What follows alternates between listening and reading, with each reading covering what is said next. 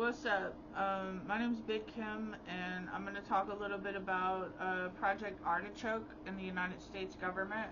Project Artichoke was a project from the United States Central Intelligence Agency for the purpose of researching methods of interrogation. There were other projects such as Project Bluebird, which is to make people sing, or Songbird, Project Artichoke, MK Ultra, and other projects. Part of the projects were to study interrogation, also attempted assassinations, the effects of hypnosis, addictions, withdrawals from addictions and chemicals, also to produce amnesia, so to make someone do what you wanted them to do, to make people forget, to make people do their bidding, like do our bidding, do what we say to do. The United States researched on my family.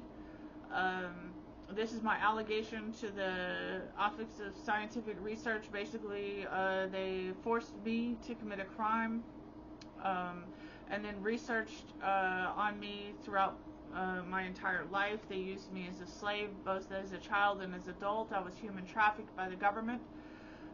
They gave me special rules, and my mother special rules we had to follow. They demanded that we grow our hair out, that we have long hair. We weren't allowed to eat or drink milk, eat spaghetti or beef. Not allowed to use Wi-Fi. They were basically variables in a structured field experiment from the Office of Scientific Intelligence. I was framed for a crime as like a 4 or 5-year-old, and then forced to sing and rap and make music, and forced to write for famous politicians and famous singers. Essentially, my identity was replicated through the use of media. So I had my singing or my music replicated through the use of media as a way of human trafficking and interrogation. Essentially, when you speak, it's a form of, we can and will use your words against you, but in reality, it's a form of interrogation and for scientific purposes. So, also, my mother, she was lied to be made pregnant around the year of 1980. She was stationed at a military base in Lawton, Fort Sill, Oklahoma, Fort Sill, and my mom said that basically they lied to her to get her pregnant, and they were experimenting on her, and they gave her the same special rules they gave me. My mom said that they do population control, we're using diseases as weapons, and we're researching on her, so she also had special rules she had to follow. What else? Lying to her to get her pregnant. So essentially she knew that I was a guinea pig. So she took pictures of a guinea pig on the baby blanket, and get me holding a guinea pig as a child. She was angry at the government for what they did to her, but there was no one that she could tell, because you can't really point the finger at an individual, because it's a collective of people that are researching. So it would be individuals in a system acting as a collective. So group behavior. So, they say it's like a football team. If everyone in the football team is acting as one, who can you point the finger at? It's an entire team of people. So essentially, a collective of people has been researching on us, and you could point your finger and say, oh, well, that man did something, but you would have to prove that it was a collective of people acting, individuals acting with a collective.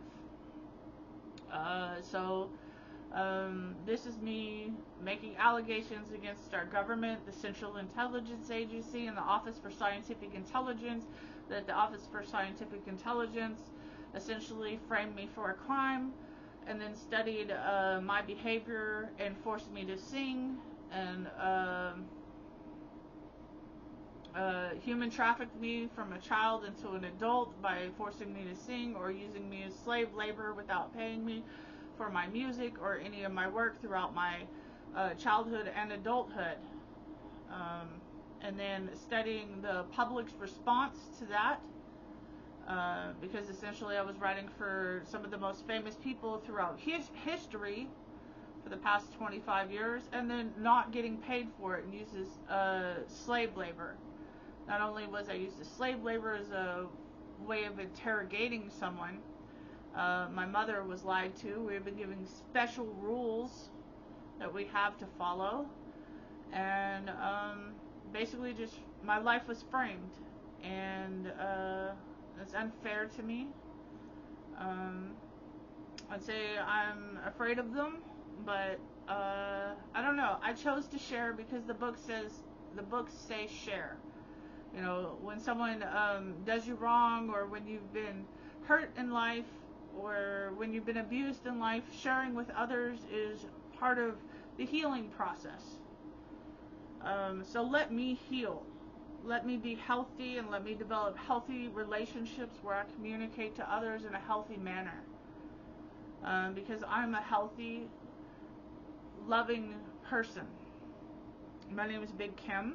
I'm not a danger to myself or others, and I just want my voice to be listened to and me to be heard, not for money or not for any other reason than to develop relationships with people and to make people aware that this happened to my family and me, and that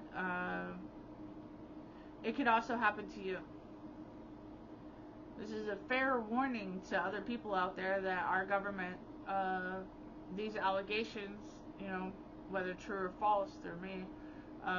It's a fair warning that it could also happen to you out there, and it will probably happen to other people, because these people, individuals acting as a collective, exist, and that this research exists, and that no matter how rich or poor you are, to be given special rules and to be framed by people is not a good experience. And yes, I've had great experiences in that I've been able to share with the world my voice.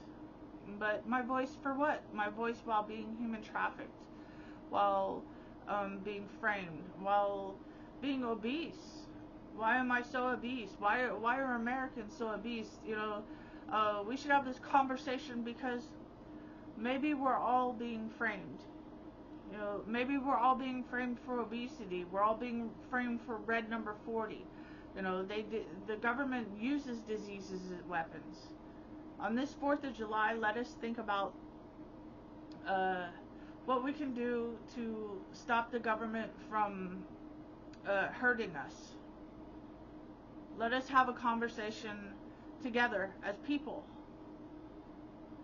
You know, instead of rewarding war, rewarding murder, rewarding these behaviors and saying, oh, he's a war hero. Let's say, hey, let's have no more war. Let's not go to war. Let's start sharing with each other, having an honest conversation about, oh, well, I think they're coming into my lives and doing these things. Because if they're a collective, acting as individuals, acting as a collective, towards individuals and people as a collective, then we, the people out here who are victims of human trafficking, of human slavery, of a government that's experimenting on me, or agencies, then we, the people, should speak up against them. Then we should collectivize against them. And that's my thoughts for today. And I hope you're peaceful and have a peaceful 4th of July. Thank you for listening. Have a nice day. See, when you're as fat as Kim, you can't raise your arm up to really brush your hair, so it's easier just to cut it off. Kim, are you slamming down half a liter of chocolate milk with your